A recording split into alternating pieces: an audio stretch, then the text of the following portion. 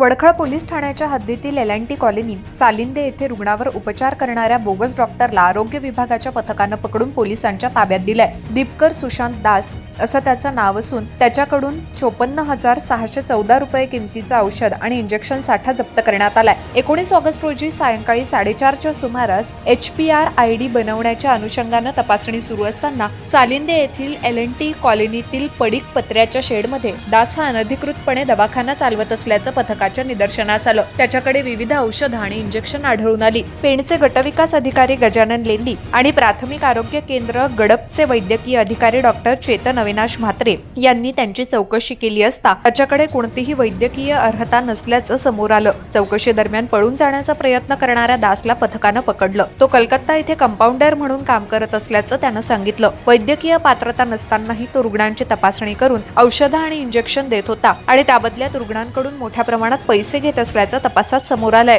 कारवाईत 54,614 रुपये किमतीचा औषध आणि इंजेक्शन साठा जप्त करण्यात आला। तसंच दवाखान्यातील एक टेबल, 2 खुर्च्या, 3 स्टूल, 2 मांडण्या, 1 बेड आणि कापडाचं पार्टिशन ताब्यात घेण्यात आलं। दरम्यान वैद्यकीय पात्रता नसलेल्या व्यक्तीला औषध आणि इंजेक्शन पुरवणारा मेडिकल पुरवठादार कोण याचा शोध घेऊन त्याचीही चौकशी करावी आणि दोषी आढळल्यास त्याच्यावर कारवाई करावी अशी मागणी होतीये। या प्रकरणी प्राथमिक आरोग्य केंद्र गडपचे वैद्यकीय अधिकारी डॉक्टर चेतन अविनाश म्हात्रे यांनी लेखी फिर्याद दिली। वडखळ पोलीस ठाण्यात दीपकर दास विरोधात गुन्हा दाखल करण्यात आलाय। पोलीस उपनिरीक्षक श्रीमती सांगळे पुढील तपास करत आहेत। ही कारवाई पेणचे गटविकास अधिकारी गजानन लेंडी, वैद्यकीय अधिकारी डॉक्टर चेतन अविनाश म्हात्रे, आरोग्य सहाय्यक दीपक पुंडलिक म्हात्रे, गणपत जानू वारगुडे, उल्हास हिराजी म्हात्रे, सागर सुनील पाटील आणि पोलीस कॉन्स्टेबल ठाकूर यांच्या पथकानं केली।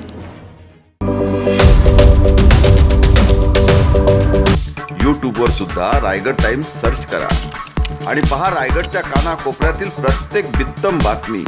आणि हो, लगेच सबस्क्राईब बटनवर क्लिक करायला विसरू नका। रायगड टाइम्स, आपलं चॅनल, आपला आवाज।